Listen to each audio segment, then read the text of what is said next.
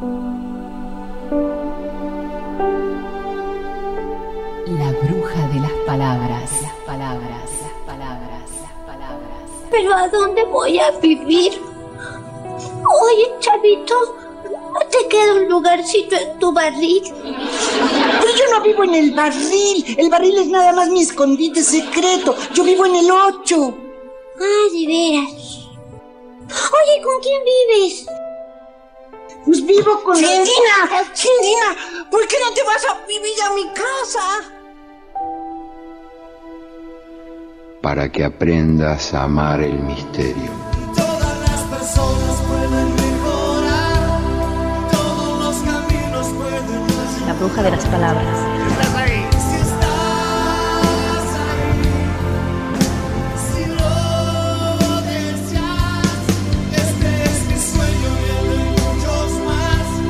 La bruja de las palabras es auspiciada por la Municipalidad de San Salvador de Jujuy, por el Consejo Deliberante de la ciudad y por la Universidad Nacional de Jujuy. Todas las ideas pueden mejorar, todos los proyectos pueden ayudar. Un párrafo sobre la madre de Mary, una muy conocida hasta el día de hoy feminista. Mary, le puso el mismo nombre a su hija, era muy habitual eso. Mary Wollstonecraft había escandalizado terriblemente a la sociedad europea publicando su Vindicación de los Derechos de la Mujer, donde decía cosas que hoy serían tibias.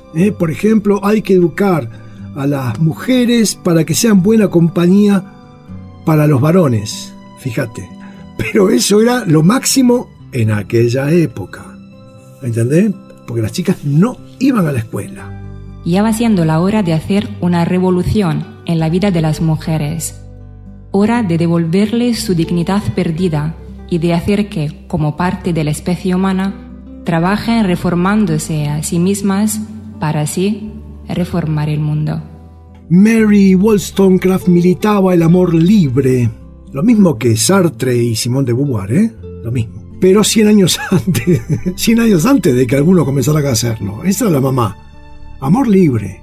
Incluso al pintor suizo Henri Fuseli, relativamente conocido, y a su esposa Sofía, les propuso vivir los tres amándose y no aceptaron.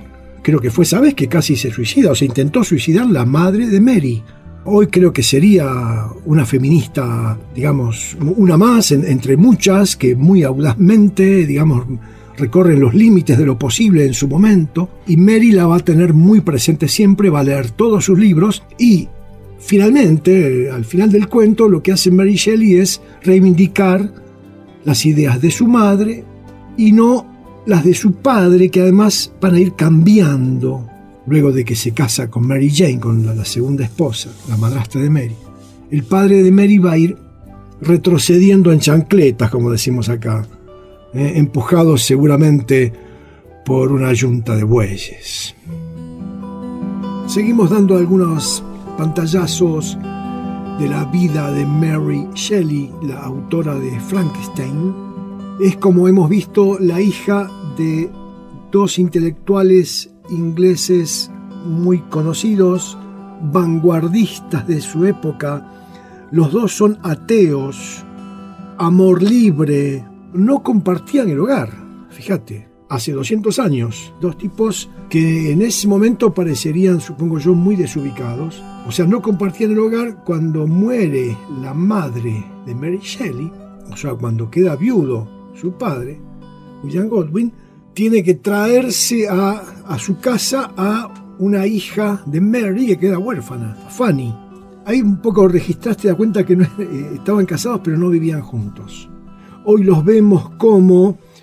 Casi todo lo que yo digo ha sido escrita por alguna de las biógrafas.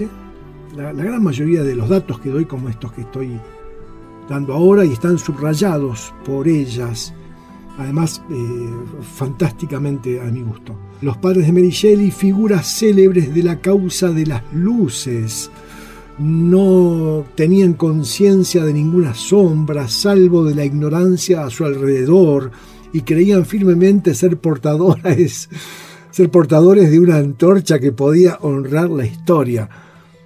¿Entendés que no estamos hablando de Mary Shelley ni de los padres de ella, no? no había ninguna sombra salvo la ignorancia a su alrededor. Hace falta más educación, evidentemente, porque yo veo que los demás no entienden nada, no son geniales como yo. Bueno, estuvieron juntos 4 años hasta que nace Mary Shelley y muere la madre. A ver cómo lo cuenta algunas de estas cosas quien nos está acompañando hoy, Isabel Burdiel. Mary Wollstonecraft, por su parte, es unánimemente considerada la pionera del feminismo anglosajón e incluso del feminismo contemporáneo tout court. Fue una pensadora verdaderamente potente, la madre de Mary Shelley.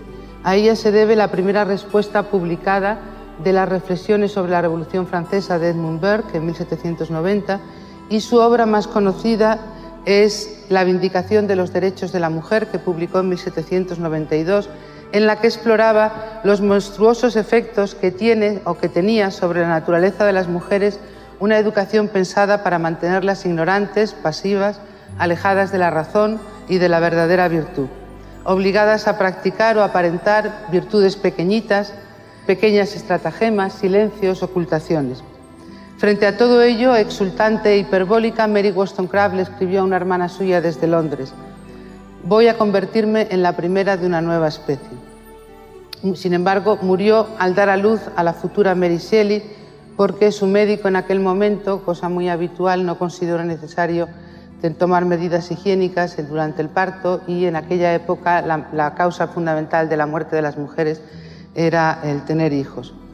Madre e hija, por lo tanto, nunca se conocieron, pero la presencia de la madre ausente, cuya muerte Mary siempre pensó que había provocado, recorre sus diarios y anotaciones desde que era una niña.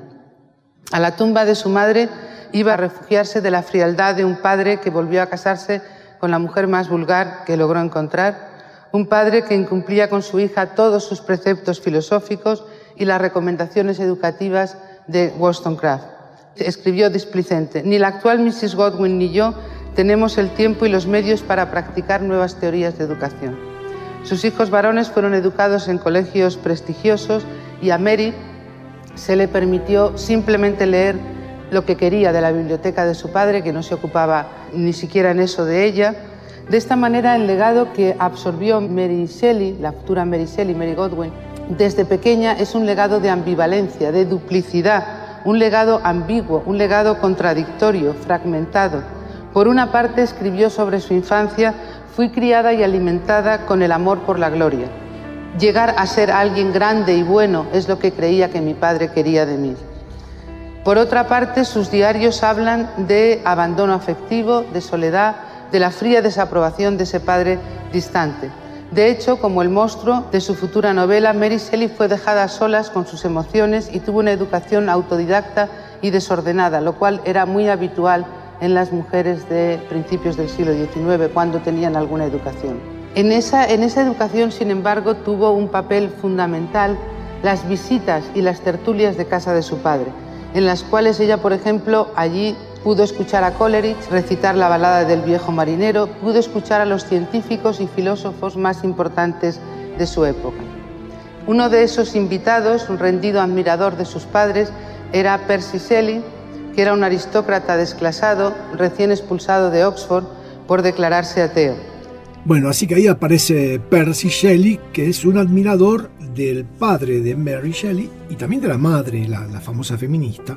Y los padres de Mary predican el amor libre. Entonces Percy Shelley le va a decir a Mary: «Che, Mary, ¿qué te parece si nosotros también hacemos el amor libre? Yo te quiero mucho, me gusta mucho, pero tanto vos como yo podemos abrevar en otras vertientes». Tus dos padres son una gran fuente de inspiración para mí. Mi madre murió cuando yo tenía 10 días. Lo siento, no lo sabía. No te disculpes. Me encanta hablar de ella, aunque nunca la conocí en realidad. Todas las contradicciones que ella encarnaba. De lo único que todo el mundo habla ahora es como ella quería irse a vivir con un hombre casado y su esposa en un ménage à trois. ¿Y qué opinas de todo eso? No tengo problema con eso. La gente debe vivir y amar como quiera. Así que acá nos metemos en un tema delicado que va a estar presente en todo el tiempo que dure esta pareja de Mary y Percy Shelley, donde los padres de Mary predican el amor libre. Percy se ha acercado a ese mundo porque le interesa ese asunto, y Mary, mi conclusión, está enamorada de Percy. Y Percy le dice: che, hacemos amor libre, sí, lo que quiera, después vemos. Me parece que ahí, pero va a ser una contradicción que va a seguir eternamente, porque Mary estaba enamorada de ese Percy. No estaba enamorada del amor, estaba enamorada de ese tipo. Y Percy, la primera esposa de Percy, también muy jovencita, se quejaba de que Percy, su marido, le mandaba amigos de él para que se acostaran con ella. Es un asunto, ¿no? Y a Mary le pasó algo parecido. Este es un tal Hogg, sí. Hogg vino a la casa. Hogg vino a la casa. Y luego él se me insinuó, pero yo no... No lo aceptaste. Por supuesto que no. Jamás lo aceptaría. Mary, oye, yo no me opondría a que tú y Thomas se convirtieran en amantes. ¿No es esto en lo que creemos? En los acercamientos no convencionales. Después de todo, ¿por qué no deberíamos tener semejante acuerdo? Tú no me perteneces, eres libre de estar con quien quieras. No, pero yo no quiero estar con nadie más. ¿No crees que el amor es libre? Así es, libre para estar con una persona. Esa es una lógica pobre, Mary. Tu elección no significa nada para mí. Lo que me decepciona es que ni siquiera lo hayas considerado. Me pregunto cuánto valoras tus creencias y ni siquiera intentas ponerlas en práctica, Mary. Yo te prometo que de verdad creo que hay toda clase de maneras de vivir.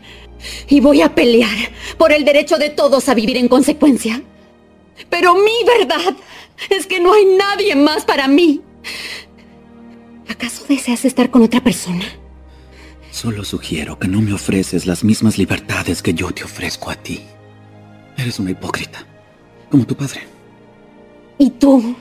No te pareces en nada al hombre que creí que eras. Le diré a Hogg que no vuelva a venir. Ya se lo manifesté con mi puño. Tienes que entender, Mary, que yo siempre he vivido así. Y pensé que esto era algo en lo que los dos creíamos. Un ideal que compartíamos. Bueno, este es un asunto que va a estar presente en esa pareja. Invito a los oyentes a observar esto con amplitud, porque en ese mundo, el amor libre estaba bien visto. No era un disvalor, era un valor. Pero se va a complicar todo el tiempo, porque Percy aparentemente va a tener también relaciones con la hermanastra de Mary. Por lo menos eso dice todo el barrio.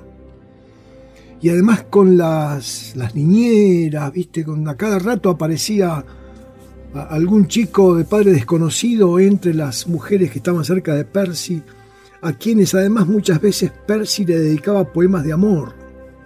Es un asunto, no sé, yo no estoy por ahí tan evolucionado para aceptar algo así, pero parece que Mary siguió con él.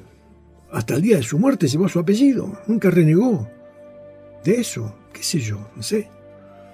Podemos dejar, como decía Galeano hace un rato, un margen para el misterio, para reconocer que hay cosas que no sabemos, que no entendemos, antes de aceptarlas o no aceptarlas. No sé, no las entiendo, no me imagino. O sí, no sé qué le pasará a cada oyente. Seguimos adelante con los ingredientes, ya tenemos bastantes, ¿eh? Nos falta la madrastra, es anterior a que aparezca Shelley, pero bueno, el padre se casa con Mary Jane Claremont y se lleva muy mal con Mary. La madrastra era algo así como lo opuesto a la madre de Mary, a Wollstonecraft, así que bueno, se sacan chispas. No puedo vivir con alguien así. No me tiene ni el más mínimo respeto. No. Yo no le hice nada. Ya, basta. Y además, dice Fiona Sampson, una de las biógrafas, con la llegada de la madrastra, Mary Shelley por primera vez presencia cuidados maternales.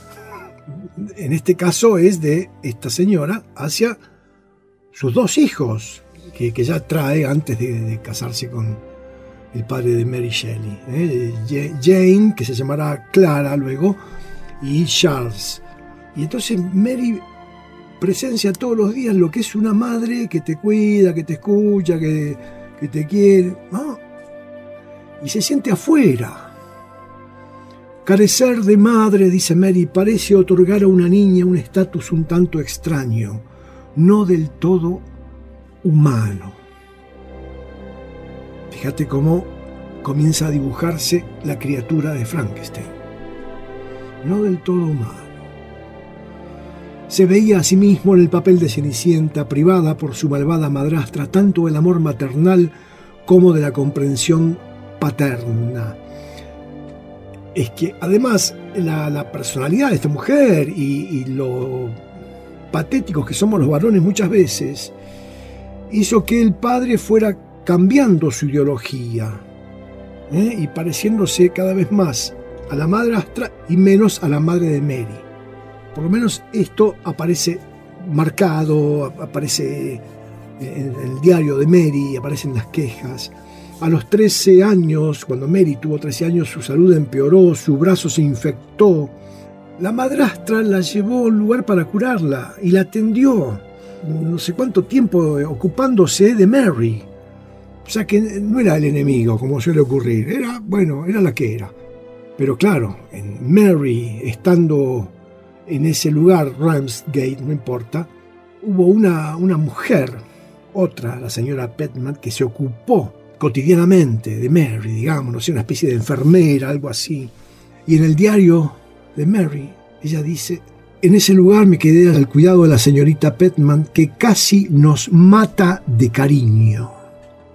Es el cariño que no encontraba Mary en su hogar y que sí va a encontrar un par de años después en Escocia. Tiramos estos elementos para ir dibujando al personaje. Recién hablaba de abandono, la biógrafa, y maltrato, la distancia que mantenía el padre. Godwin le pidió, o sea, el padre le pidió a la madrastra que le dijera a Mary, ni siquiera el padre le podía escribir a Mary, le mandaba mensajes a través de la madrastra. Decir a Mary que a pesar de las apariencias poco favorables, aún tengo fe de que se convierta en una mujer sabia, buena y feliz. O sea, desastre de relación. Ahora, nos hemos metido en una familia con sus problemas, sus cosas, sus contradicciones. ¿Este paisaje es raro o es el más común? ¿Estamos en un extremo del malestar familiar o estamos quizás en el promedio de lo que todos hemos vivido o hemos visto de cerca en nuestros amigos y así? Según nuestra opinión, esto es un paisaje familiar, por lo menos en nuestros barrios, en nuestra cultura. Y como prueba científica, yo traje una publicación de Facebook, mayo del año 2021.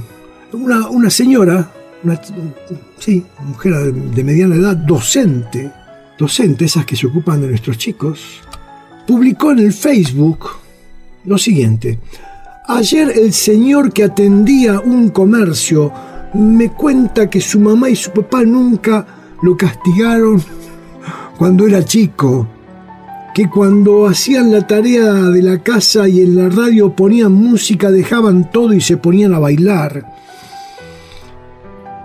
etc.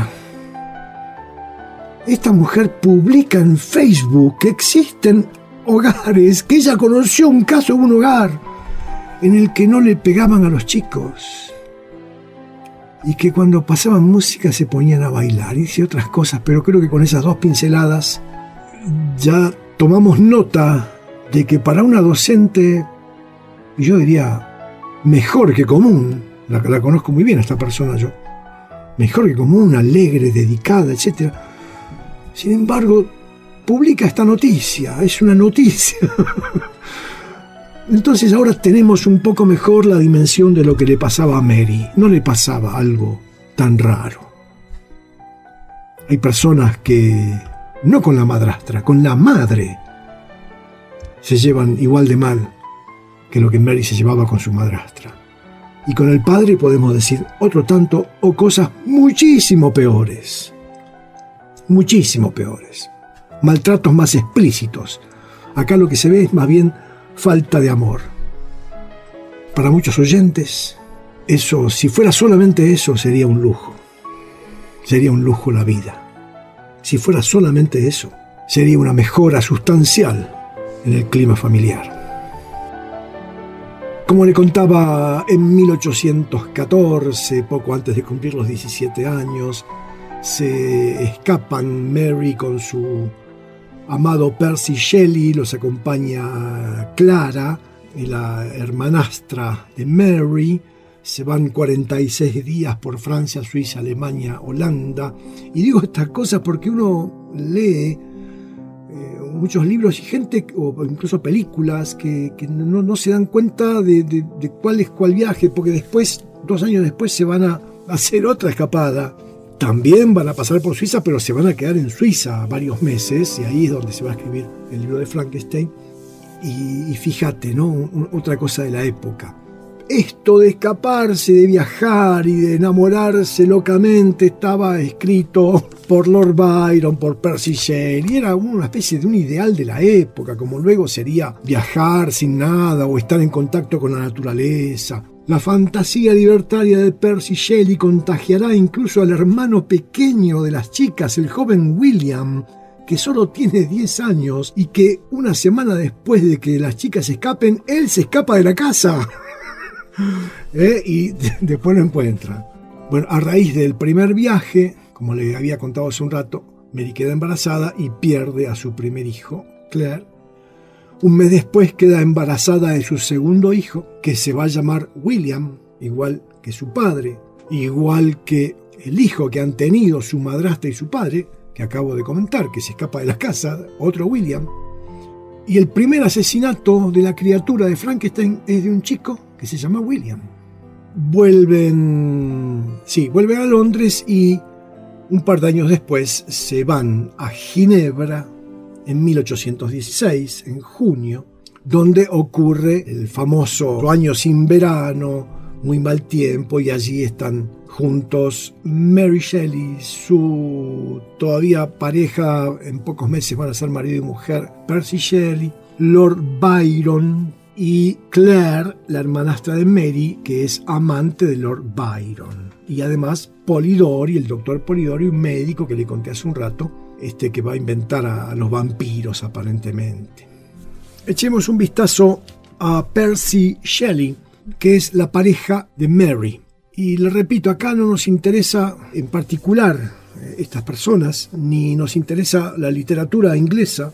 Hablar de Percy Shelley implicaría inmediatamente eso, es uno de los grandes poetas. Nos estamos metiendo en uno de los temas principales de la novela Frankenstein y uno de los temas principales quizá de nuestra misma época. Mi padre, dice Jorge Luis Borges, se enorgullecía de su ascendencia inglesa. Sus ídolos eran, cito textual a Borges, Shelley, acá lo tenemos, Keats, que es un amigo de Percy y de Mary, que se va a morir muy jovencito, igual que Shelley, a los 25 años, Keats, y Swinburne, no sé quién es. Y después, poco más tarde, en su autobiografía, dice Jorge Luis Borges, la poesía me llegó a través del idioma inglés. : Shelley, otra vez. Y en primer lugar aparece Keats, Swinburne y Fitzgerald, que eran también los favoritos de mi padre. Ahora, Borges no la menciona a Mary. Y este es un dato, para mí, clave, te diría, para entender todo este asunto. Es peor que no la mencione a Mary Shelley, Borges, en sus clases de literatura inglesa, estoy diciendo, ¿no? La menciona al pasar como segunda mujer de Shelley. ¿Es? En ocasión de, creo que es cuando muere Shelley, dice Mary, su segunda mujer, ni siquiera dice quién es. Dice, loco, esta es la que escribió Frankenstein. Acá en el barrio le llamamos ningunear, hacer de cuenta que no existe. Ni siquiera está en la nota a pie de página, el comentario de si esta piba escribió Frankenstein, que si vas a hacer una encuesta por ahí es mucho más conocido que cualquier cosa que haya escrito Shelley, ¿no es cierto? Es un artista popular.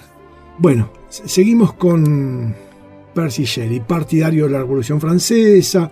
Lo expulsan de la Universidad de Oxford porque escribe un panfleto apologista del amor libre, súper idealista, rebelde sin causa, convencido de que la poesía puede no solo descubrir el mundo, sino también cambiarlo. Según Byron, fíjate, Byron escribió unas memorias, eran muy amigos, se admiraban mutuamente Lord Byron y Percy Shelley, y dice Lord Byron, que en algunas cosas era insoportable, pero acá me va a quedar muy simpático: Percy Shelley cree en el bien y en el mal. Qué malo que era, Cree en la utopía. Es un hombre enamorado de las ideas. Fíjate qué ácido Lord Byron. Las inclinaciones de su espíritu, que siempre se eleva en pos de lo inaprensible, de lo que no se puede agarrar. Las inclinaciones de su espíritu eran exactamente las contrarias de las del mío. O sea, un idealista, un soñador. Pero no solamente Lord Byron opina esto de Percy Shelley. También la propia Mary, su esposa, que se ocupa de editar sus obras cuando él muere. A los 30 años de Percy muere. También Mary tiene una idea similar de Percy Shelley. En el próximo bloque. La bruja ni las palabras. Es increíble. Mi primer pasajero es el famoso comediante Mel Brooks. Me encantó esa del joven Frankenstein. Me moría de miedo. Gracias.